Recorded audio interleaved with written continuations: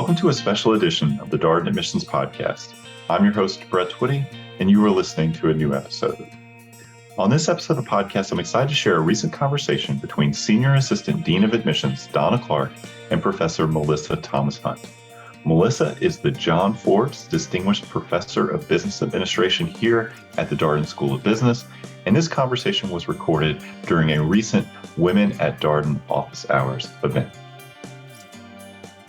Melissa Thomas-Hunt is the John Forbes Distinguished Professor of Business Administration at the Darden School of Business and Professor of Public Policy at the Batten School of Leadership and Public Policy. She is the former head of Global Diversity and Belonging at Airbnb, where she led the strategy and execution of their global internal diversity, inclusion, equity, and belonging programs, and retains an external senior advisor role focusing on advancing connection and belonging research. Such important issues in today's society and for so many reasons.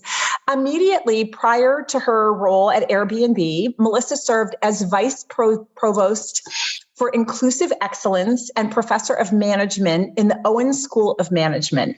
There, Melissa was responsible for advancing equity, diversity, and inclusion across Vanderbilt's community of staff, faculty, and students. Before her time at Vanderbilt University, Melissa served as the Global Chief Diversity Officer and faculty at the University of Virginia's Darden School of Business, where she led the Women in Leadership Executive Education Program and was the founding academic director of the Brad Lab. She had also held faculty appointments at Cornell University's Samuel Curtis Johnson Graduate School of Management, where she was a member of the faculty for 9 years. And she has also taught at Northwestern's Kellogg School, Washington University's Owen School of Business, and Stanford University's Graduate School of Business. For 25 years, Melissa has taught MBAs and executives leadership, team dynamics, and negotiations, and conducted research on the factors that unleash, leverage, and amplify the contributions made by individuals, particularly women, underrepresented individuals, and numerical minorities. Her publications are too numerous to list today, but so impressive, and she was awarded the Darden Wells Fargo Research Award in 2017. Melissa holds a master's and doctoral degrees from the Kellogg Graduate School of Management at Northwestern University and a Bachelor of Science in Chemical Engineering from Princeton University. Melissa has been actively engaged in board service. She currently serves on the board of UKG Airbnb.org and the Boys and Girls Club of Central Virginia. Welcome, Melissa, and welcome to all of our participants from literally all over the world. Thank you so much for joining us. Thank you, Dawna, for having me. I'm glad to be here. Well, we're thrilled to have you. And everyone, I have some questions for Melissa, but we are going to be taking your questions as well. So please put them in the Q&A. And after I ask Melissa a few opening questions, we're definitely going to be toggling to make sure we get your questions as well. Melissa, I had some time this afternoon to watch several videos of yours that you've done. And I understand you were born and raised in New York City.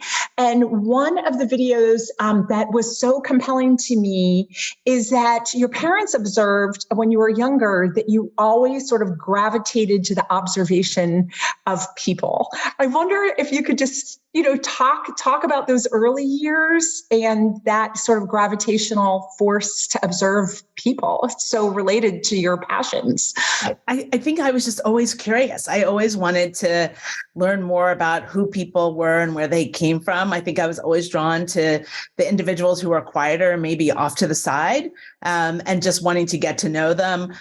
Maybe the person who didn't go out for research and was buried in a book, but when you probe with some questions was absolutely fascinating and stretched my imagination. And so I think I've just always wanted to get to know more about people, particularly individuals who seemingly come from backgrounds that are different from mine, because I always discover that there's so much more commonality than I would have imagined. Yeah, so you had such a curiosity about people, it sounds like. I also read that you were really interested in math and science, and I was wondering if that's what led you to major in chemical engineering at Princeton. There's a little bit of a story there. So okay, good.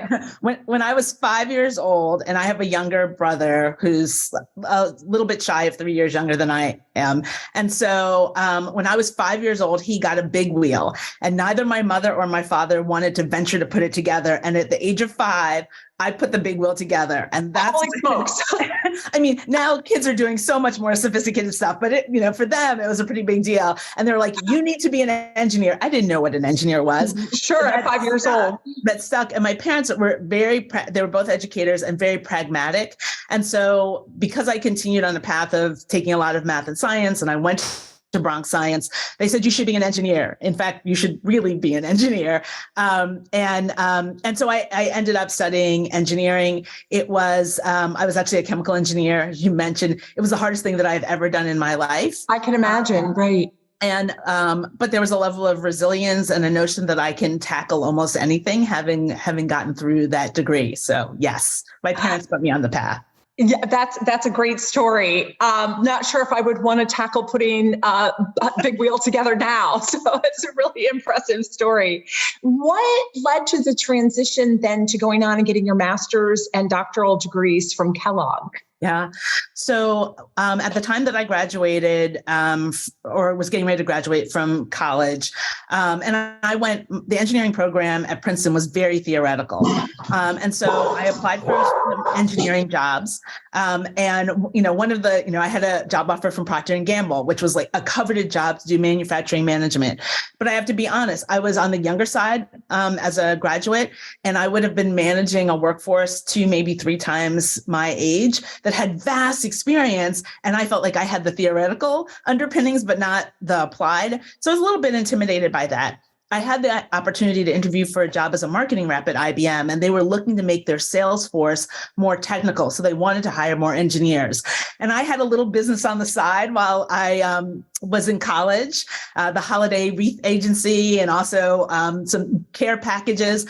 And so they liked that business side, and they decided that they, paired with my engineering skills, would hire me to be a marketing rep. And so I came back to New York City, which was home, and I was in New York Financial on a large account team supporting what they then called major money center banks. So that dates me a little bit. And so I was there, and I was a sales rep. So I did a lot of negotiating, not really with my customers, but actually internally to the organization to make sure I could bring them cutting edge software and support.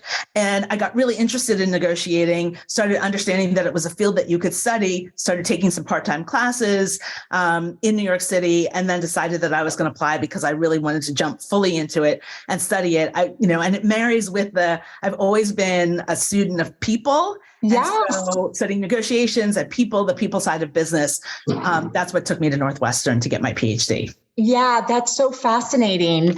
And then can you kind of bring us up to speed a little bit on after your doctoral program? I know your recent history and have studied that at Airbnb and Owen and Darden and so on and so forth. But what happened right after your doctoral program? Yeah. So I went to Northwestern, and it really was an epicenter of research and teaching on negotiations. So I got to study with a lot of great faculty and to really hone my research acumen as well. And so I went off, and my first job as an assistant professor was at Washington University in St. Louis. And so there I taught introductory organization behavior, but I also taught negotiations. And I was there and having a wonderful time as a new assistant professor. It's also where I had my first child. And at some point, I was given the opportunity to visit at Stanford. They needed someone to teach negotiations, and our life was configured in a way that we could pick up and do that. What I didn't realize was that the signal value was that I was potentially movable. And so some colleagues at Cornell reached out to me and asked if I would be interested in a full-time position at Cornell. So we went out to the West Coast for about 3 months. I taught in 2000, and then we made our way back to the East Coast and moved to Ithaca, New York. And I joined the faculty at the Johnson School, and I was on the faculty there for 9 years. And my other kids were born while I was there. Oh, wow. What a story. You know, recently Darden hosted a women's summit in Roslyn, and the theme was the Great Reinvention. And just what an amazing story of your willingness to pivot and move. I mean, it fits in with that theme so well. Many academics move around because, when there's a great opportunity to teach wonderful students and to have great colleagues and resources to do research, you often take that opportunity. I think for me, the great pivot, I never anticipated going back into industry after I left IBM and became an academic. So for me, the great pivot and the great reinvention actually was when I made the jump to go to Airbnb. Well, can we talk about that transition? Sure. For a little while? Yeah, I would like to go with that. Okay. Can you elaborate on that transition and what prompted that move? So at the time, I was actually working at the university level at Vanderbilt, and I was doing work in the provost office, advancing inclusive excellence, and enjoying it a great deal. I had the opportunity, I was in the role as the inaugural vice provost, and I got to roll up my sleeves and work hand in hand with students, faculty, and staff. And then one day, after I had been doing it for a while, I got a LinkedIn message. And the LinkedIn message was from someone I knew, but not particularly well. Like our circles were kind of overlapping. And she said, I'm at Airbnb. I didn't know that. She said, I'm at Airbnb, and we've been looking for someone to head up global diversity and belonging. And we know you're a faculty member and an academic administrator, but we just thought maybe you would talk to us. And so I thought, that's really odd, like in my LinkedIn to get this message. And I thought, well, I've been a guest on Airbnb for about 5 or 6 years. I've had positive experiences, but I've never actually thought about them as a company, right? I thought about my interface. And because I'm a student of organizations, wouldn't it be fun just to learn more about them as a company? Sure. And how they work?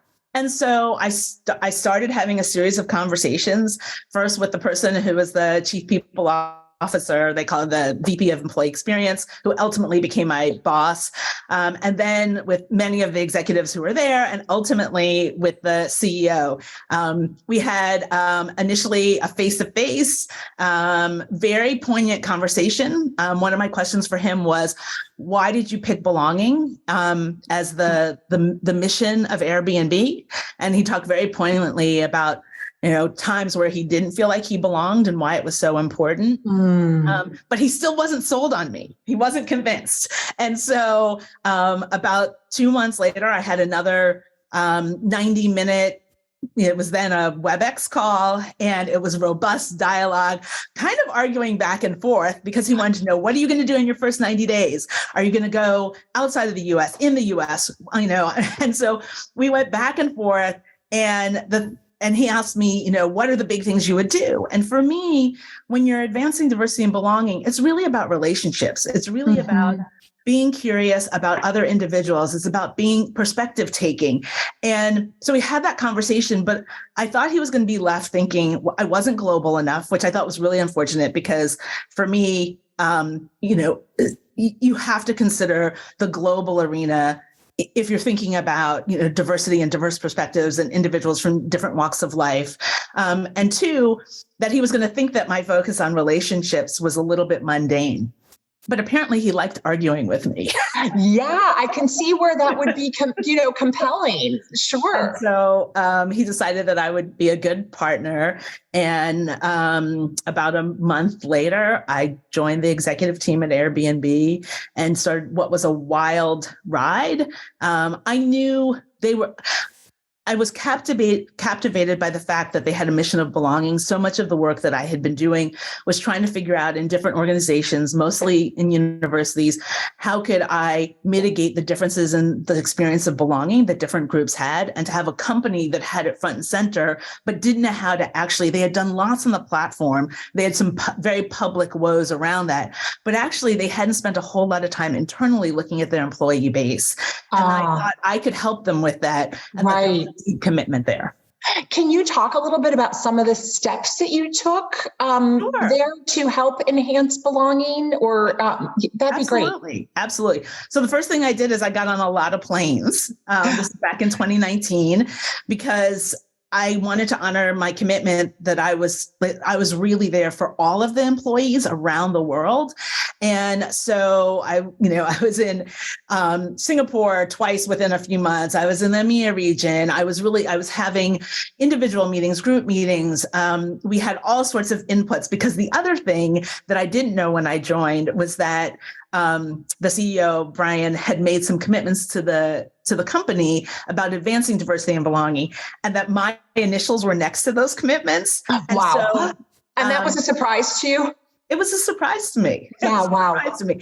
The immediacy of it. And actually, it was a wind at my back, because everyone knew he had made the commitment. So when I showed up and wanted to ask questions and wanted to know more, they knew it was with the guidance, of the CEO. And so I see. Great entree into it. And I spoke to people at all levels and all facets of the company, because what I wanted to understand was what was going well. And in a company where belonging is the mission, people are drawn to that, but not everyone was having the same experience. So I wanted to understand what were the friction points, like where were the places either on entry or in experiences, in getting promoted or evaluated or in stretch opportunities. Where was there a divergence, or the way in which people talked to one another, or how they talked about world events. And so it was lots of conversations, because you have to get sort of a grassroots perspective on that. And so traveling around, lots of conversations. I led a task force, and we looked at learning opportunities, and we looked at what, opportunities there were in the talent space and talent management and design, and the cultural fabric, what the employee resource groups were doing, and how they could be better supported. And we also looked at our hiring and recruiting practices, which was a longer journey, but ultimately a fairly successful one. Wow, so substantive. And what were some of the common themes that you found? I mean, really interesting, because you're on a plane in all these different locations, and were there prominent themes that you discovered? So it's interesting. So if we taking a global perspective, there were some themes, particularly around divergences in belonging. So globally, and this is not unique to Airbnb, but globally, women were having a different experience than their male identifying colleagues were.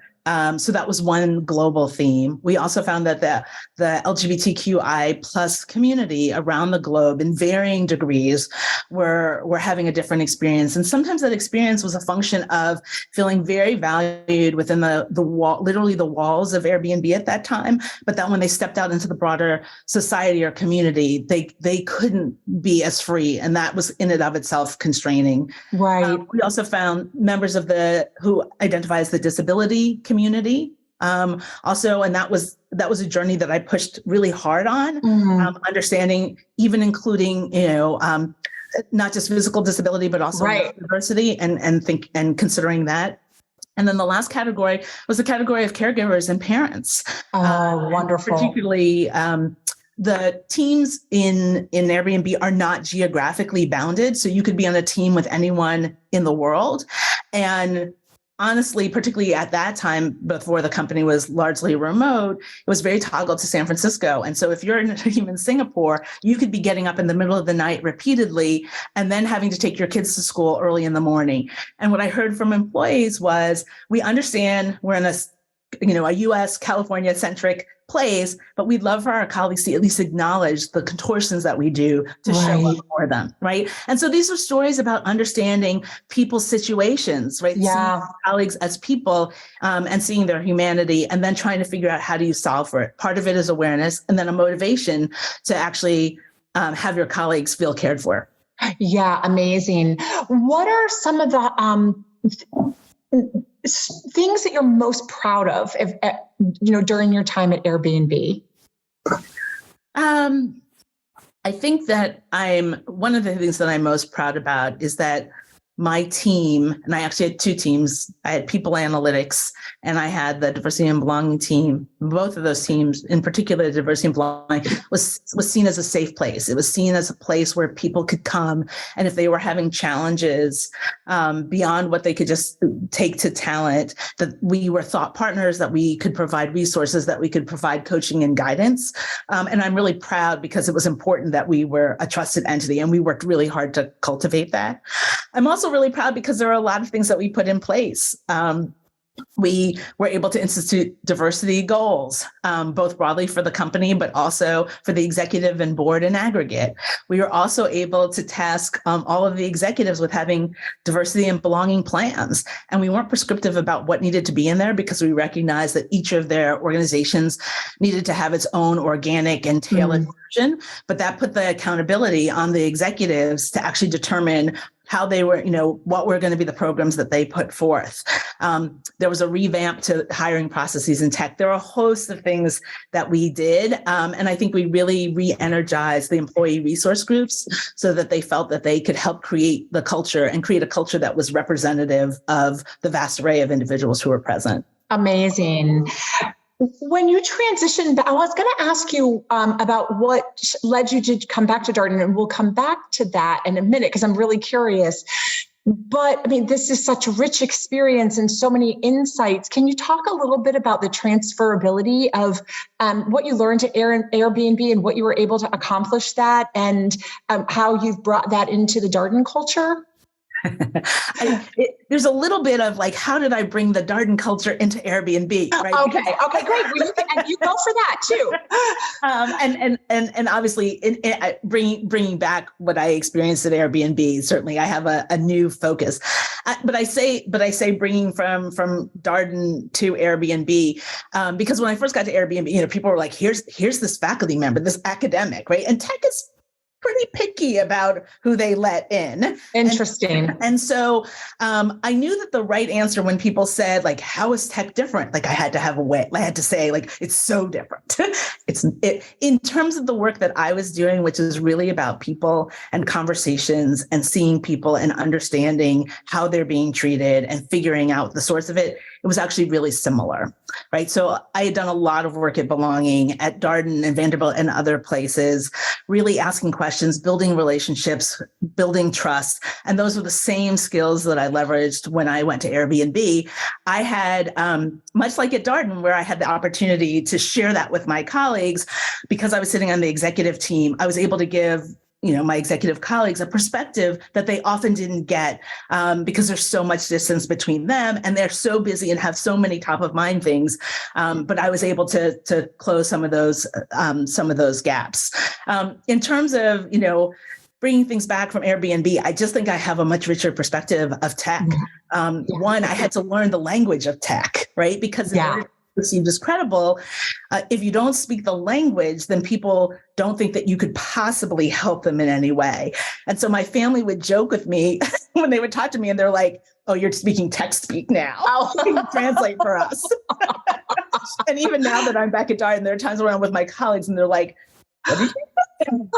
But seemingly the MBA students appreciate it. Yeah. So, I just learned a lot more about focus. I learned a lot more about the hospitality industry, about tech, about like all of the things that go into using the applications that we use, and the software engineering team, and the nuanced and expert specialties that they have, and what a product manager is, and what a product manager really does. And so I get to bring all of that richness back. And I also have a much richer understanding of how initiatives move forward, the role of communications. If you want to change a culture, how do you leverage your internal communications team? How do you support your executives and your leaders? So much in the realm of diversity and belonging is people want to be on board, but they don't know the right thing to say, and they're fearful they're going to say the wrong thing. But if you have experts who are literally saying, here's what you can say, and you can say it in your all hands, and you can say it in your email communication, and then there's a confidence that gets built, and there's a cascading throughout the culture, so that you're both increasing the comfort level of leaders and also cascading and changing the culture. Melissa, when I came back to Darden in 2017, I remember having a memory right now as you're speaking, with talking to our dean, who was reeling over the loss of Melissa Thomas Hunt, and in many conversations expressed to me the extent to which he wanted to get Melissa Thomas Hunt back to Darden. I remember hearing about you so much. Can you talk about that transition back to Darden? What precipitated that and led you to come back to Darden? I absolutely can. So I loved my time at Darden. I really did. And I thoroughly enjoyed working with Scott. We got to do so much stuff together. And while I was at Airbnb, I loved learning a new environment. It was intellectually stimulating. I thought that I was adding value, and was enjoying it. A pandemic hit, and was a hospitality travel company. And that was really hard. The bottom fell out, and the executive team was sitting on Zoom 6 days a week, making some really hard decisions. We laid off 1,900 people. What was unprecedented. And then literally weeks after doing that, at a company where people cared deeply about one another and hadn't seen one another, then we found ourselves in the aftermath of George Floyd's murder. My team was sort of holding down and supporting on all of those dimensions, and still felt lots and lots of value that we were delivering. I think there come times where you have to take stock of the entirety of life, and I had some family configurations, and my parents who were in New York City, and during the pandemic, we actually moved back to the East Coast to be closer to them. But the life of an executive is truly 24/7. Right. And, that coupled with the sense that I had this nagging sense that, I'm truly an academic. And what I saw, and this is not specific to Airbnb by any stretch of the imagination, is that the business world in general could use more sophisticated managers and leaders who were trained to have the difficult conversations, to look at the best in their people, to really commit to developing them, to not thinking that it's just waving a magic wand. Right. And as I sat back, I thought, I know a place that does an excellent job of developing managers and leaders. And now with this more fine-grained and nuanced understanding of what's really needed, I just thought I could come back and be so much more effective, up the funnel, and help to build in and develop leaders and managers who are committed to making the world a much better place. And I wanted to be part of that. So the funny story is that in June of 2020, while I was still working for Airbnb and I was remote, my family made the decision we were moving back to the East Coast, specifically to Charlottesville. My husband and my two older children traveled with our dogs across country in a car, and my youngest and I flew back.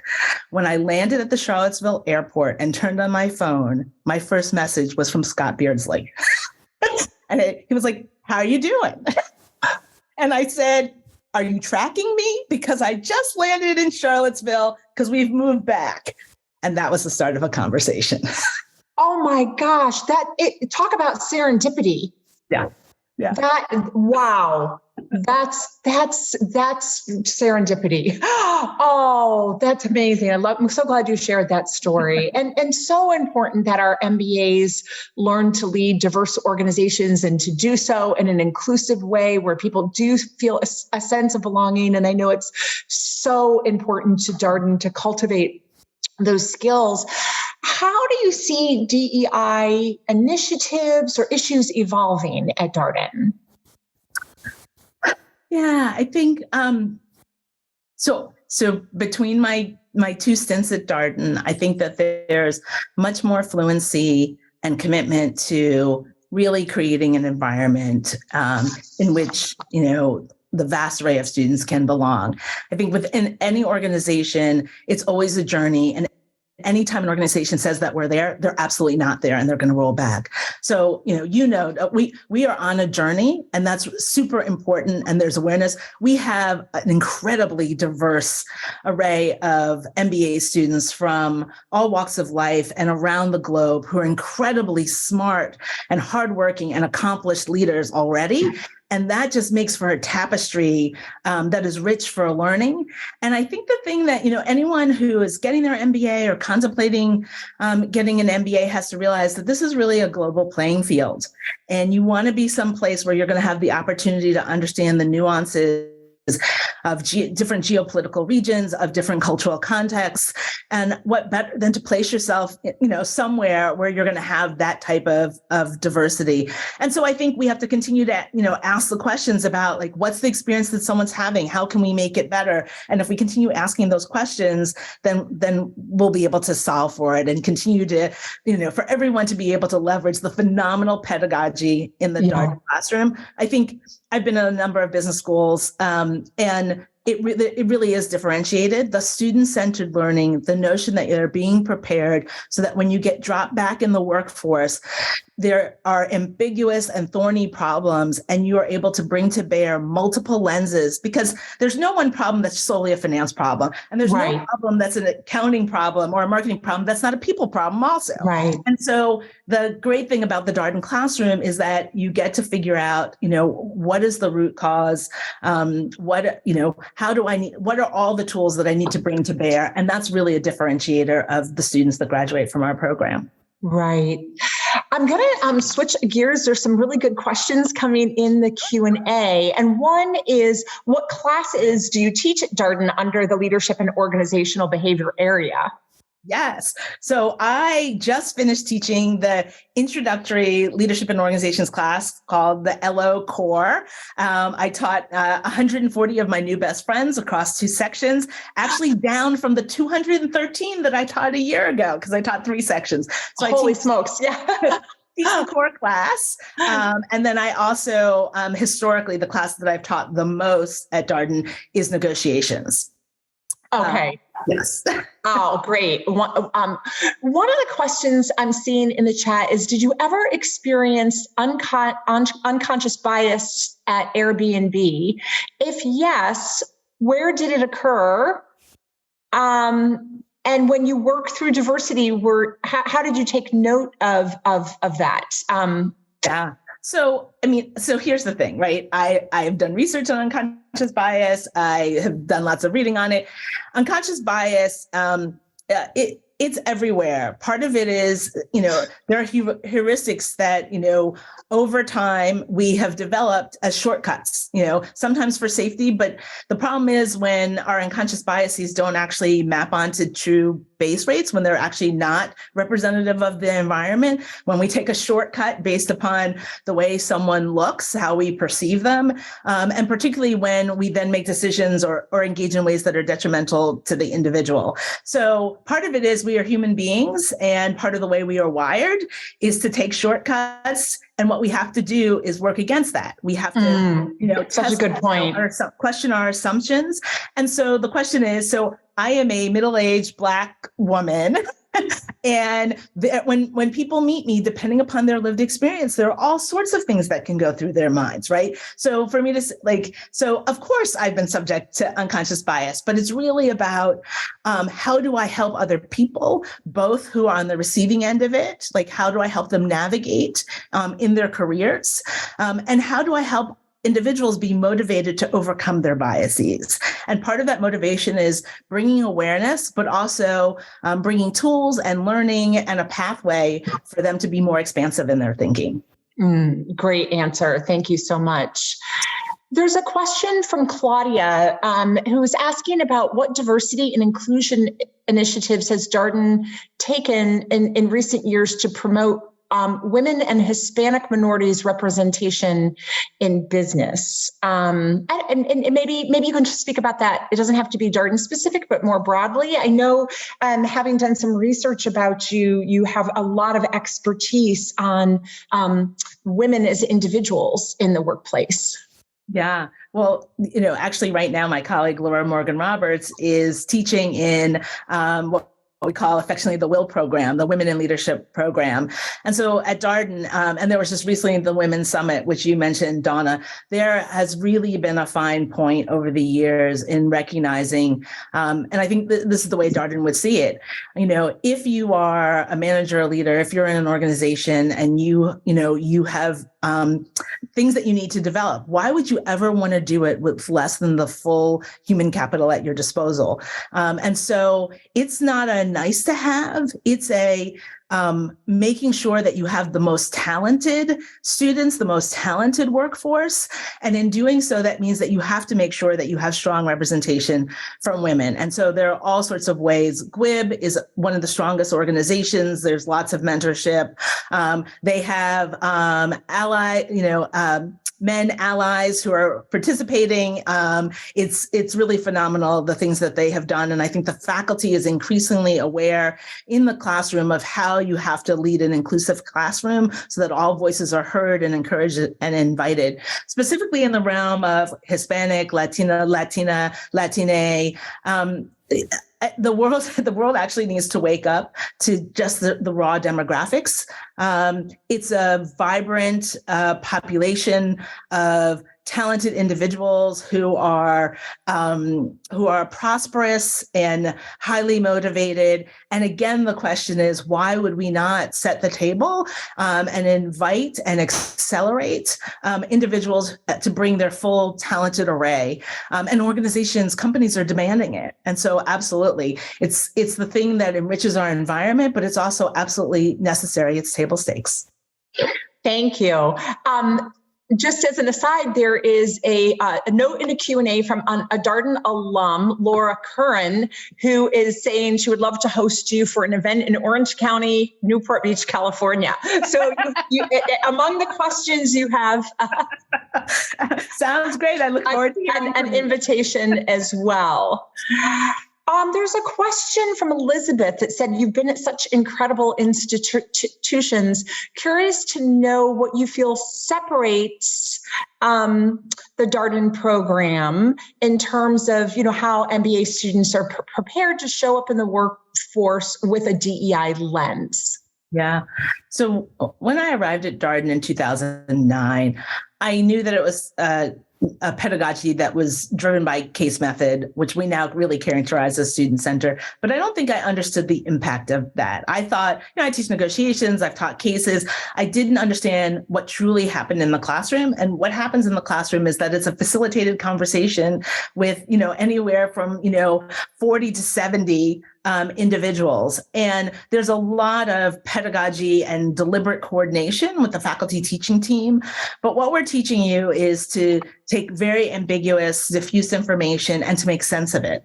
And in leadership in organizations in particular, we talk about the leadership point of view, which means that we're asking you to see what's going on. What are the problems here? And then with the frameworks and the conversations that we have, understanding how did it arise?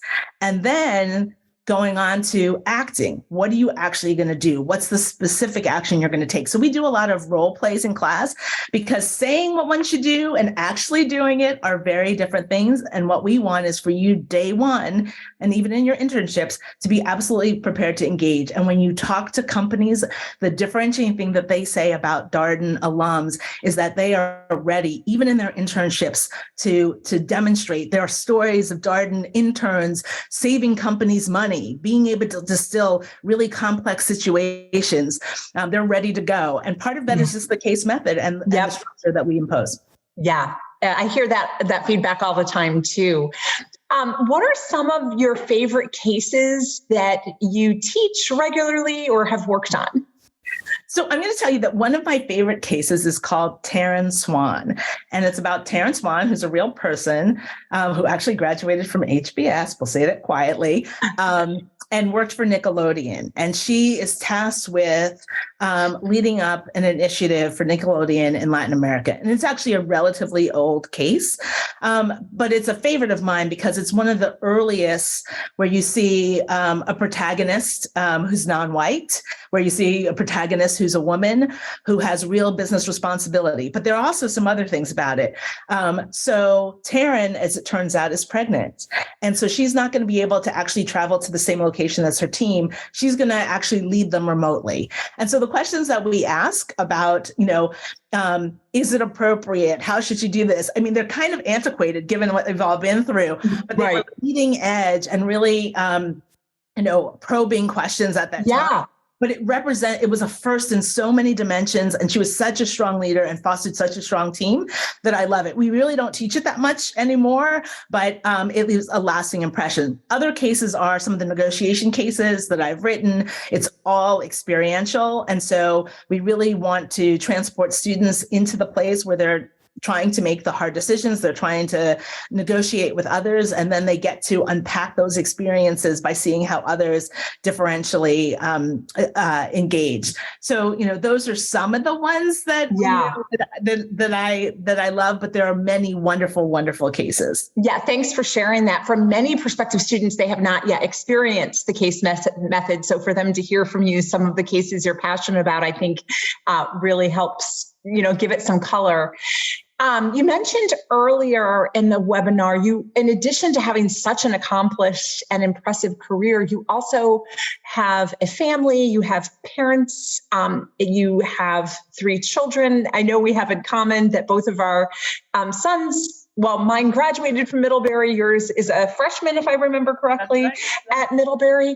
Do you have any pearls of wisdom for people who are maybe, embarking on executive careers and hoping to have a family? Any pearls of wisdom that have been helpful to you as you have balanced all of that?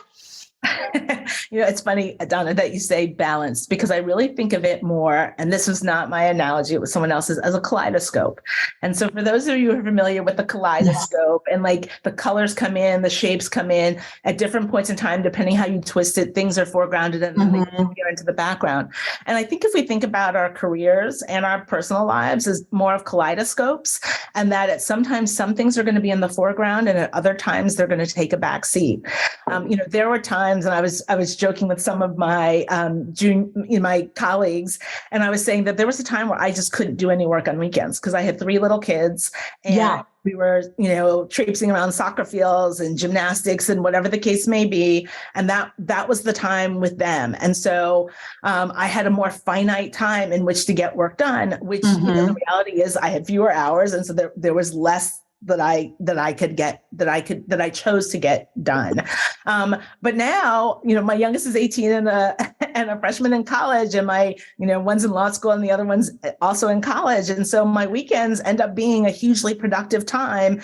And I can reapportion time during the week to support others, to, for my teaching, as well, as doing other things. And so it's, and also supporting my parents and other members. So I think the first thing is to be really realistic about what you want from your life. Like, what are the things that energize you?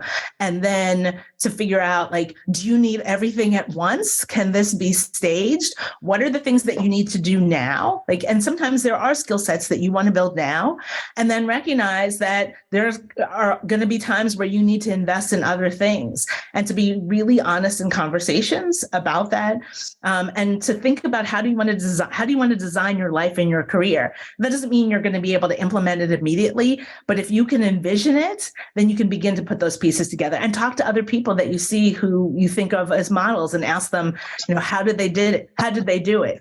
It's as a working professional, I can't do everything. So sometimes, I've had the luxury of being able to outsource certain things, and other things that were just near and dear to me, I didn't outsource. I tended to be the one in the family who liked to coach our kids on their relationships with their friends. Not surprisingly, because I'm the person. That was my thing, and I wanted to spend time doing hard math problems. But I didn't need to be the person who was doing the more rudimentary things. There were other people who could help, and I wanted to know with each of my 3 kids, like, when did they want me to show up? Like, what was the important thing? Our youngest loves to have his family members watch him play sports. And so we now journey throughout New England. But not all of my kids feel that way. And so recognizing that there's never one solution across the board and never one solution that's going to work across time. It's going to be very varied. I recall being at a couple of meetings with you recently where you've been road tripping a lot up to Middlebury or other colleges where your son is playing. That's awesome. Can we talk just a little bit about Charlottesville? Can you tell our participants about some of your favorite things about Charlottesville? Absolutely. So when I think about Charlottesville, one, I'll say it's the place that in the depths of the pandemic, we chose to come back to as a family. Mm-hmm. We have, strong relationships that we've built, and it's actually a place that we feel very safe. We feel that there are people who would help us if we needed help. And it was a source of comfort. And so we left San Francisco to come back here. But I'll say that the thing that never gets old, and certainly for a while, wasn't doing a lot of this, but flying into Charlottesville is absolutely spectacular. It is. What time of year it is. To see the Blue Ridge Mountains, to look down, to see UVA campus and all that is there. There is something that is calming and renewing. And I think it's symbolic of the fact that there are just lots of natural beauty. And so some people may say, well, I'm not a hiker, right? But even just driving on the highways in the area is absolutely beautiful, no matter what time of year it is. I agree with you. And so it presents a pause and a calm. And that's one of the things that I absolutely love about Charlottesville. Yeah, that's great. I love that too. And I also love the restaurant scene. Yes, absolutely. There's restaurant, there's music, there's theater, also all sorts of things. Absolutely. What are some things that you do? There's a question in the chat about sort of outside of work interests, hobbies in your free time. Yeah, in my free time. That's always hard. But here's the thing, which I think there are some things that I do in my free time, or I create free time to do some things. I do spend a lot of time working, but on a lot of varied things and with a lot of people that I enjoy and that I care about. And so. Right. For me, being useful is the most important thing to me. And if I'm being useful, then I feel very rewarded. I have a water jogging habit, so I have a knee situation, which is not great, but I'm able to water jog. And that's a source of exercise, but also just a source of restoration. There are times where I am not as good, like when I'm teaching in the core. And so I'm getting back into that routine, but I do water jog. I love doing puzzles. I would love to do puzzles even more than I do now. I love spending time with my spouse, and I love visiting my children, and just enjoying time with friends. Those are some of the things. And now that travel is coming back, I love to travel, but of course, have been grounded like many of us. Right. Just for people to know, Darden, right in front of Darden, is a North Grounds Recreation Center. It's the second biggest gym at the University of Virginia, and I go to aqua jogging on Mondays and Wednesday nights. There's a class, so I'm discovering all these things that we have in common. Okay, I'm going to go back to the chat and take some other. Oh, okay. There's a couple questions in here. You teach negotiations, and this may be a tough question to answer in a nutshell, but there seems to be an interest in a couple of pearls of wisdom about negotiations. Yeah, sure. Oh, so just like, what are my pearls of wisdom? So one, be aware that you should negotiate. Negotiating, and that's huge. It is so huge. And it's not just sitting down across the table from someone. I tend to think of negotiation as being, anytime two or more people decide what they're going to give and take in a relationship. That's a negotiation. And so most of my daily endeavors are negotiations of sorts.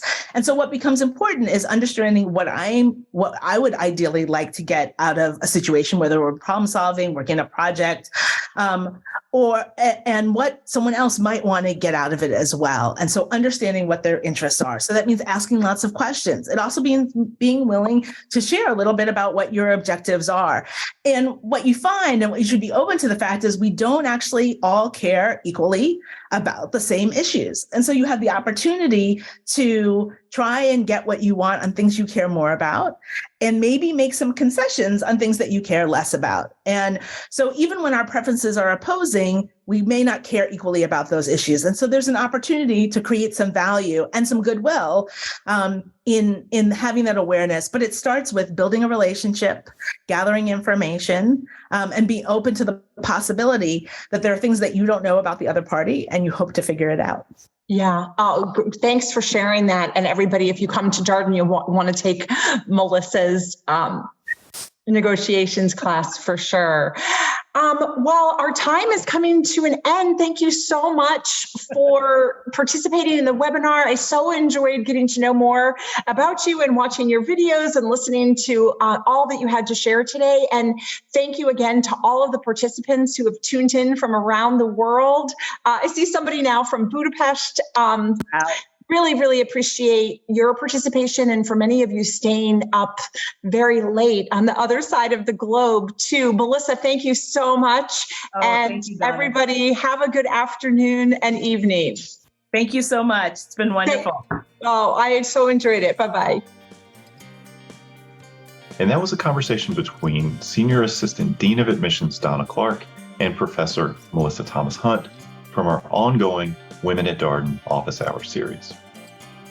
As always, if you have any comments, suggestions, requests, anything you'd like for us to cover here on the podcast, we're all ears. We can be reached at Darden, that's DARDEN, @virginia.edu. Till next time, stay safe, be well, and thanks for listening.